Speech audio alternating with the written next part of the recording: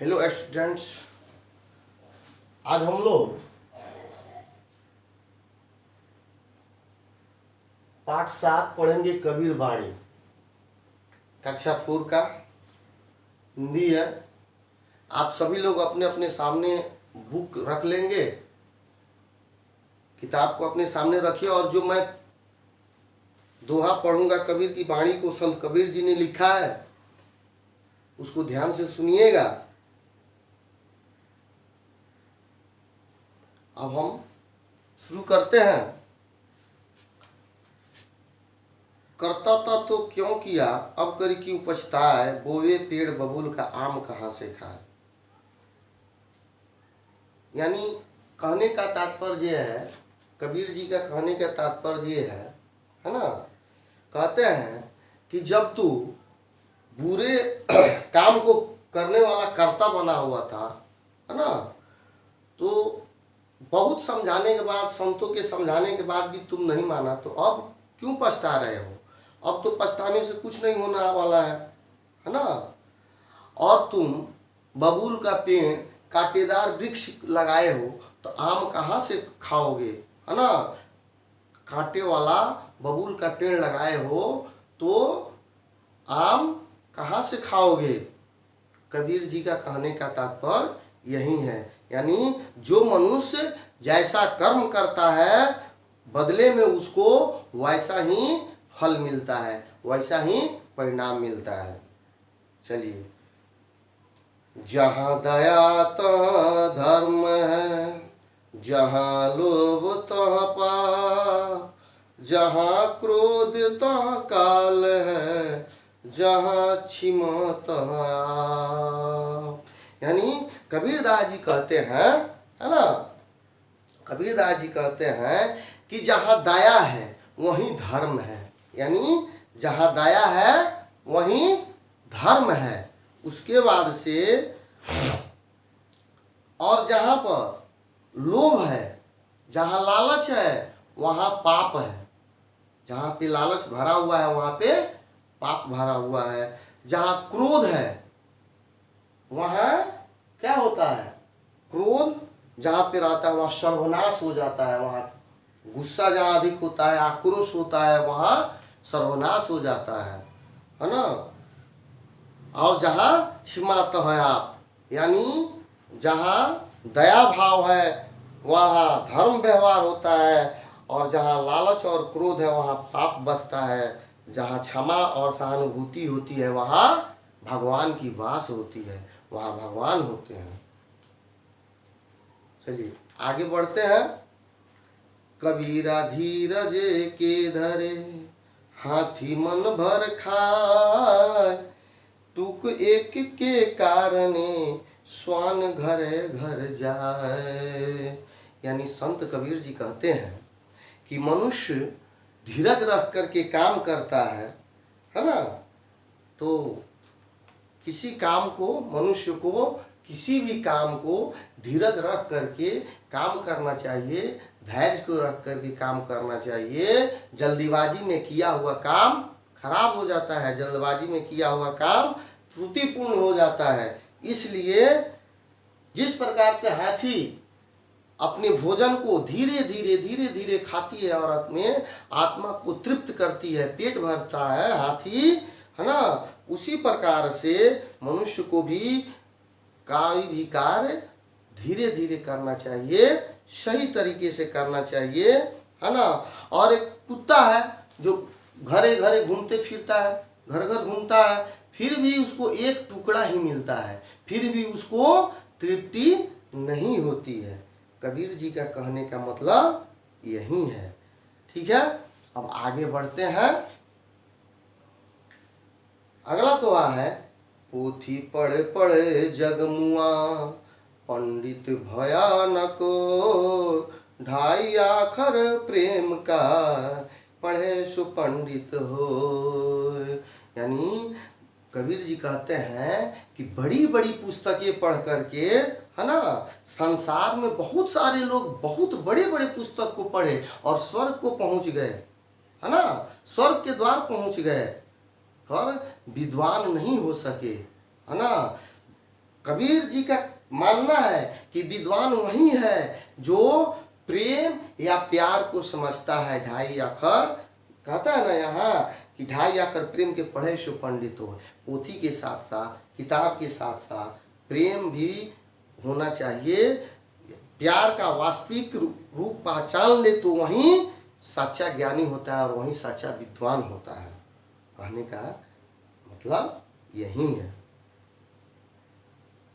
आगे बढ़ते हैं। कोई दिक्कत? ज्यों गूंगे के सेन को गूंगा ही पहचान, त्यों ज्ञानी के सुख को ज्ञानी होए सो जान। मतलब गूंगे लोगों के इशारे को एक गूंगा ही समझ सकता है। गूंगे लोगों के इशारे को एक गूंगा ही समझ सकता है ना। और त्यों ज्ञानी के सुख ज्ञानी होए सो जान। ठीक इसी तरह एक आत्मज्ञानी के आनंद को, खुशी को एक आत्मज्ञानी ही जान सकता है।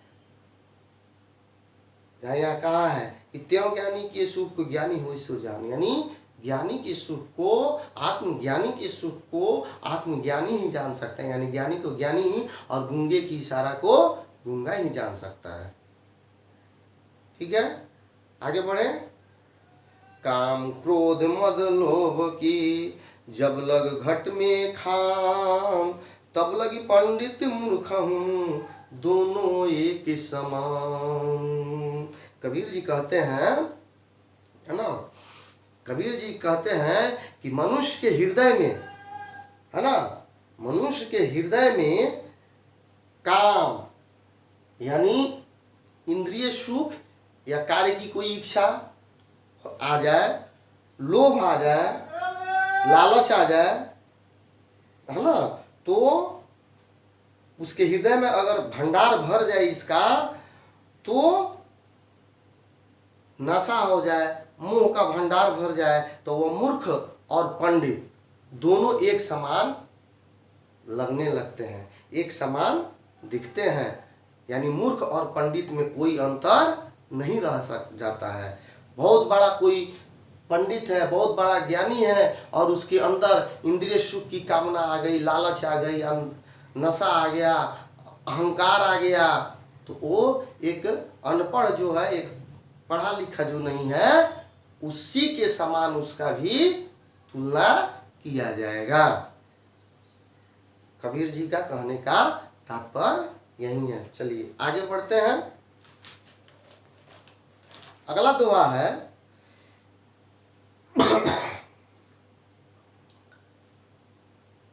जाको राखे साइया मार सकी ना को, वार न बाका करी सके जो जग बैरी हो।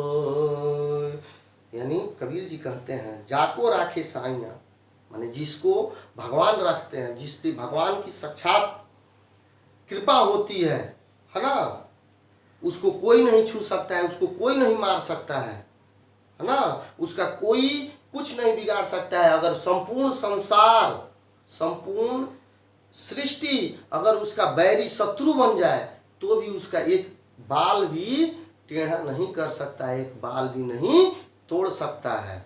क्योंकि सारे संसार जो है, सारे ब्रह्मांड जो है, वो किसका? ईश्वर का बनाया हुआ है। और ईश्वर का जिस पे कृपा होती है उसको कोई नहीं मार सकता है। जो जल बाढ़े नाव में, घर में बाढ़े दाम, दो हाथ लीचिए सही से आनो काम। मतलब यहाँ कबीरदास जी के कहने का तात्पर्य यही है कि नाव में जब जल भरने लगता है तो दोनों हाथ से क्या करते हैं? उसको जल्दी जल्दी निकालने लगते हैं कि नाव डूब न जाए। तो घर में जब धन बढ़ने लगे, नाव में पानी हो तो दोनों हाथ से उठाते हैं। घर में अगर धन आ जाए तो उसको दोनों हाथ से प्यार प्रेम से देना चाहिए। दान, दान देना चाहिए, दोनों हाथों से दान देना चाहिए, है ना, दोनों हाथों से बाहर निकालना चाहिए, यानी दान देना चाहिए। यही समझदारी का काम है। सियानो काम यही समझदारी का काम है। प्रभुता को सब कोई भजे, प्रभु को भजे न को, कह कबीर प्रभु को भजे, प्रभुता चेरी हो। यानी प्रभुत्व यानी प्रभु को तो सब कोई भजते हैं। किसी अगर कोई काम अच्छा कर देता है तो उसके बारे में सब लोग भजते हैं, लेकिन प्रभु के बारे में कोई भजे तब ना। कबीर जी वही कहते हैं कि अगर सब कोई प्रभु के बारे में ही भजेंगे तो उसको कभी दुख नहीं होगा, और वो प्रभुत्व की क्या आवश्यकता है उसको। भगवान की इच्छा साक्षात दया तो भगवान के उसके ऊपर रहेगा, उसके सामने रहेगा।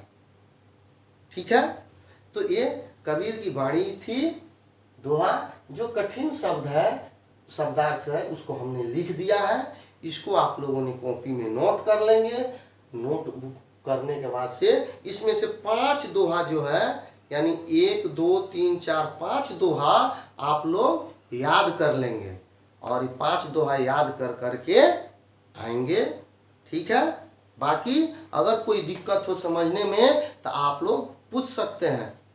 ठीक है, तो आप लोग पूछ सकते हैं क्या कमी है, कहाँ पे आप लोग को समझ में नहीं आई, इसलिए आप लोग पूछ सकते हैं, और पूछ करके संतुष्टि हो सकते हैं, संतुष्ट हो सकते हैं। ठीक है, कुछ पूछना है? ठीक है, तो 5 दोहा याद कर लेंगे। अब कल जो है हम लोग क्वेश्चन आंसर करेंगे। ठीक है, तब तक के लिए धन्यवाद।